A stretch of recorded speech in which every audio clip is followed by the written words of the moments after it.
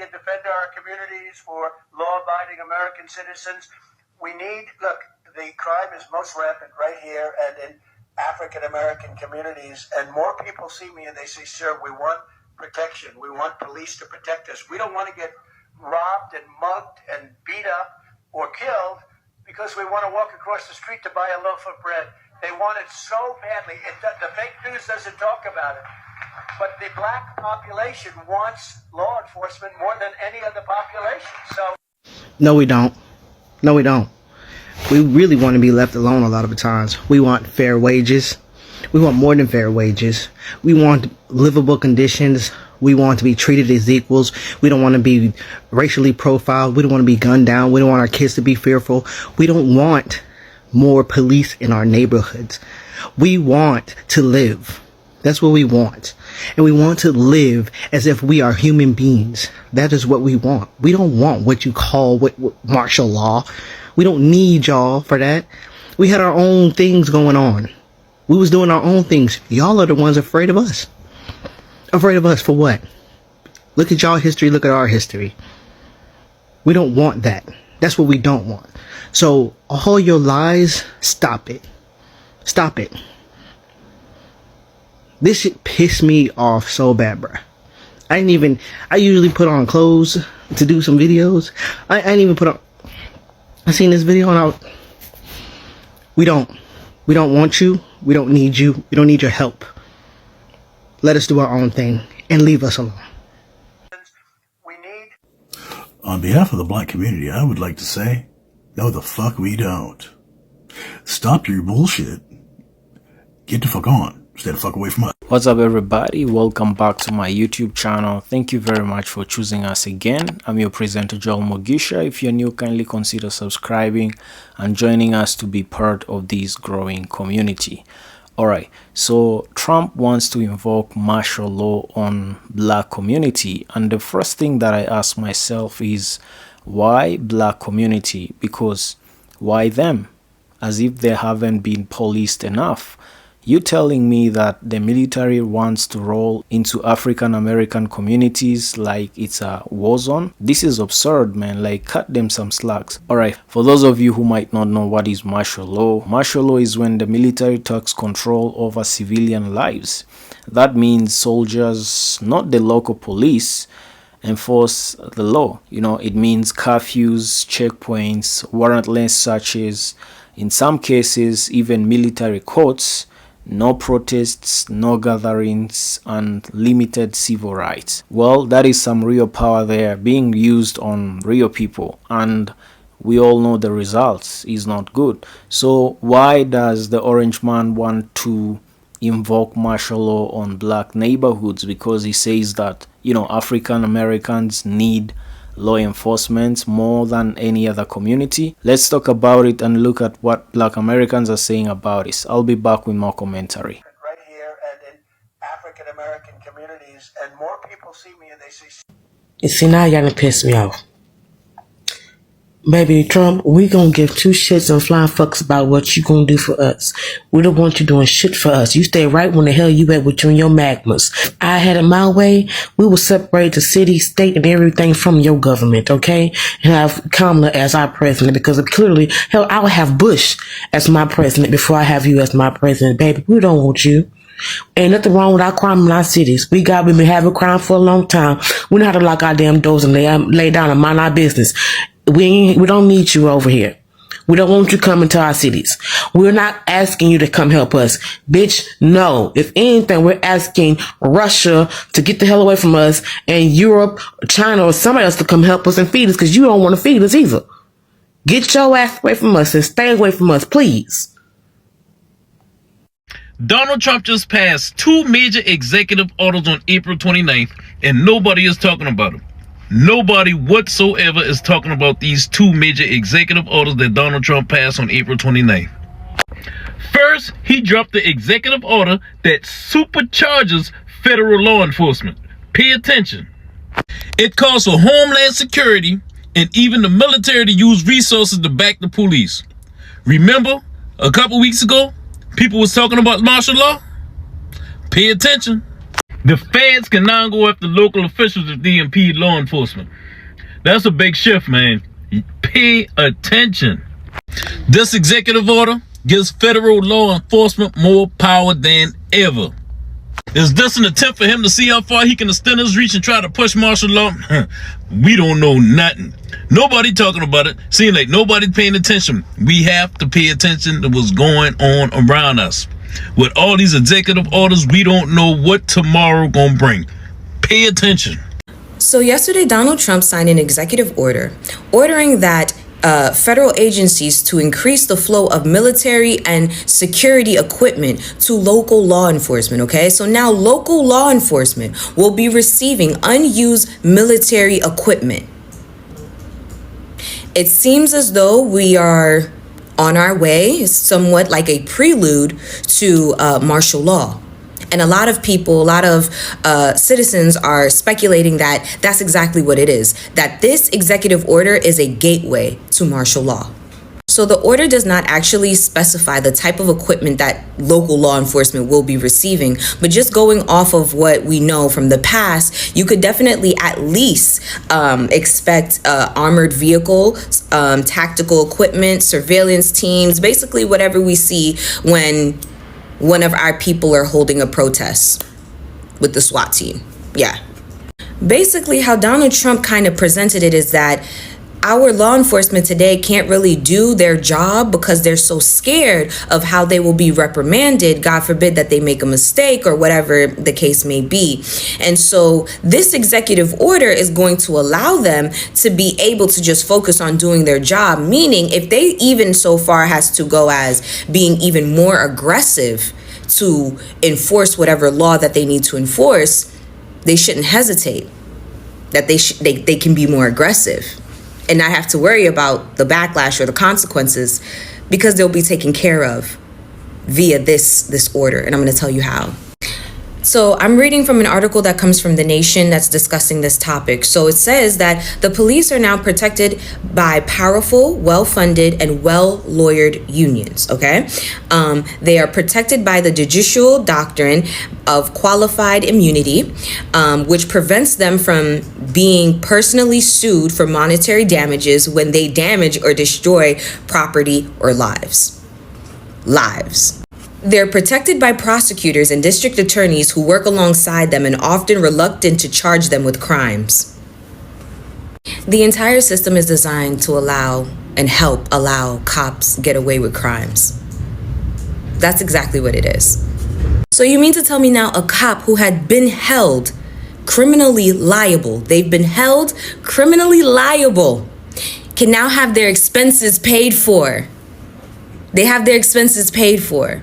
So if you don't have to worry about losing your job, you don't have to worry about having to now pay for these lawyer fees if you do mess up, why would you care about not messing up? Cops will also get free lawyers and not the overworked, underpaid attorneys that you and I would get for legal aid. No. See, Trump had actually been bullying law firms into providing pro bono services for conservative reasons or causes. But he didn't exactly tell them what those causes were supposed to be. And now they know. As if cops didn't already have access to lawyers via their work union. But now they're going to get the best of the best. Oh, and just so you know, no pro bono lawyer will be made available for the people that the cops decide to murder, beat up, or otherwise harass. No, you still get legal aid if you can't afford one. And just so you know, the Attorney General and the Secretary of Defense have 90 days, 3 months, basically, to start expanding the provision of military and national security resources to assist state and local law enforcement. They got 3 months, 90 days to get them all of the material and equipment that they need. With that being said, although we are about 2 or 3 executive orders away from martial law, constitutionally at least, being allowed to be enacted, Black and brown people, please, do not go out into the streets unless you absolutely have to. Don't go out into the street trying to become some type of martyr, because they will make one of you. They will. Now with this executive order in place where police officers technically can shoot you and don't even have to answer to it, okay? Best believe they are plotting. They're preparing for something, and they're trying to make sure that when they take us out, they don't have to answer any questions afterwards. So please, our white allies have said that they got it, that they will be out in the front lines, so you stay inside. We already know staying inside is not even 100% guarantee that we'll be fine. We get killed in our homes all the time, apparently. Not apparently. Like, I'm not saying it like it's a good thing or like, but it's dead ass facts. So please, whatever protest that you see happening or going on, protect your body, because I don't know what's the point of you going out there if you can't come back home. So in the 3 months that this man has been president, for the most part, the black community has been home, enjoying their families, taking care of themselves and their mental health. You've seen us online talking about different ways that we'll spend our money, boycotting certain businesses and institutions economically. We've maintained time and time again that we will not be taking to the streets and demonstrating the same way we demonstrated 5 years ago. And we've been adamant about the fact that the second we step out there, this administration is going to do something, or the people that support this administration are going to do something. We saw that happen firsthand in Philadelphia, where black protesters were arrested, out of nowhere. But what have we also been saying? What have I also been saying when I make these videos? There is a need to provoke the black community right now. There is a need to get us pissed off, get us violent, and justify the fact that this president wants to use military force against black people. And not only that, he wants to do it in a way that feels justified. Get us angry, get us violent, get us destroying things. He can use the military against us and tell the rest of America that it is because we are so aggressive. And we haven't taken the bait. We've done a very good job of not taking the bait. But even still, this man gets in front of a camera, gets behind a microphone, and he says, we need police, we need military, we need law enforcement more in black communities. No mention of the neo-Yazis. Remember the neo-Yazis in Ohio who specifically went to terrorize a black community? No mention of that. It is getting really close to crunch time for the orange man and his regime, all right? They are struggling to keep the favor of the people. Now, we know the loud supporters are still out here talking about everything is great, they don't see anything wrong, and they're getting everything that they're voting for. But for the most part, America is not happy with this president. If they cannot change the subject, if they cannot change the narrative, if they cannot provoke our community so that they can establish a visual on who they want the bad guy to be, everybody's gonna see that this thing is not gonna last. And that's why I keep making videos like this, and that's why I keep saying the things that I'm saying. Pay attention to what they are trying to do. It is absolutely a struggle to stay popular when all of your policies are directly hurting your own voters. But if he can get that black community front and center and make us look like the bad guys, he'll be able to continue operating with full impunity. But without that, his days are numbered. I guarantee it. If you're black, stop scrolling, because didn't we agree that we were staying inside, right? This was their fight, because it's not just her. It's her too. Now, if you're black and you're out there and you don't understand why this is not our fight, it's because, think about it. They just reenacted martial law 4 days ago. The Republicans, all Republicans in the House of Representatives, just voted for U.S. citizens to be deported, including children with cancer. And if you don't believe me, go look it up. It's on video. Now when you think about all the rage bait, them deleting our historic contributions, come on now. This is not your fight. Find a way to fight it in another way. We all agreed. We all agreed. Stay at home. Because what they're going to do is arrest you, and make a narrative that's the same as it's been for BLM. Lock in. I just saw a protest where the police arrested some black people in Philadelphia, and it pissed me off because I knew it was coming. That's why I haven't done it. I wanted to so badly, but I've been doing it a different way by calling Congress every day. And you can do it as well. Make your voices be heard. All you got to do is download 5 Calls a Day or go online to 5calls.org, and it gives you quick scripts and the phone numbers of your reps and senators so you can give them a piece of your mind. If millions of us call, they cannot drown us out. I'm going to keep fucking saying it. We have to get into good trouble, and that's an easy way we can do it without putting our bodies and freedom on the line. Keep on fighting, y'all. It's a good fight, and we can beat them bitches. We really can. Okay, bye. Alright, y'all, there you have it. Actually, as we have seen in the videos that are compiled for you, the orange man is claiming that, the enforcement law or the police force is actually scared and they cannot do their work properly. So they're scared of being reprimanded or about being prosecuted when they're doing actually their work.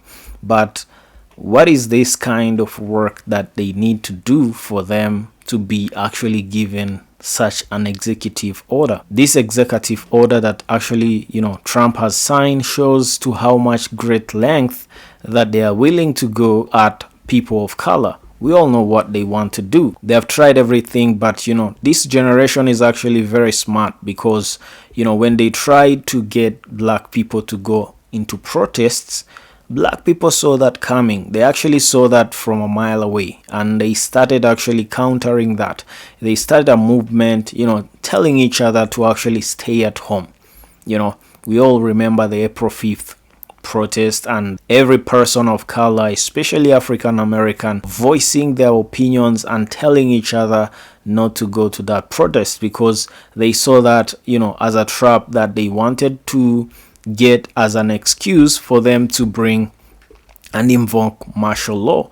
Now, the orange man is saying that the black community and African Americans in particular actually, need law enforcement more than any other community, as if people of color or African American were begging him to actually go and save them from something. I don't know why they always want to implicate, these neighborhoods as the most unlivable, the most hostile, and the most dangerous, in the United States. But if we are being honest here, even the suburbs actually have their own cases of husbands, beating their wives, and a lot of palm-colored people doing things that never get actually to be shown on air. It's always, people of color who are actually selling the news. And this is the thing that black Americans are saying. Why are you coming to our neighborhood trying to be the messiah, trying to be the savior, as if we actually needed your help? Because all the things that they try to do, especially the systems,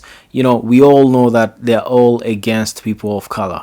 And if you look at the reality here, it's like people of color are actually considered to be a threat. If you're being honest, they're scared that when black people unite and actually build communities, they are going to be excelling more than palm-colored people, communities. So they want to segregate themselves from people of color just to keep their superiority complex, but they do not want to leave you enough freedom for you to excel because they're scared to what you could become. They're scared that, these people are going to become something more than they imagine. So they want to keep some hand of control, actually, some length of control towards people of color and their communities. So every time that black people come together, we have seen it everywhere, man. They excel and they take over. This is what they're scared of, because every industry that black people come together and actually join and they're allowed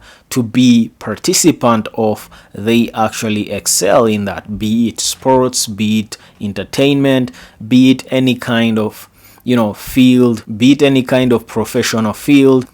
We all know that the best surgeon in the world was actually a black American, Dr. Ben Carson. Every time that you allow a person of color, especially, African Americans, Black Americans, to go into a field, they're going to be dominating that field. And this is what they're scared of. This is why they want to control everything that they do in their communities. So now they're saying that, communities of African Americans, they need law enforcement, and they need to sign an executive order so that these law enforcers don't feel threatened to be prosecuted or to be, sued by what they want to do. So this is very concerning here, because if they need to do such a thing, then what do they plan to do? Let me know in the comment section below. What do you think about this plan of, the orange man trying to invoke martial law in black neighborhoods? Thank you very much for watching this far. If you're new, kindly consider subscribing, like this video, and share it with your friends and families. And as always, see you on the next episode.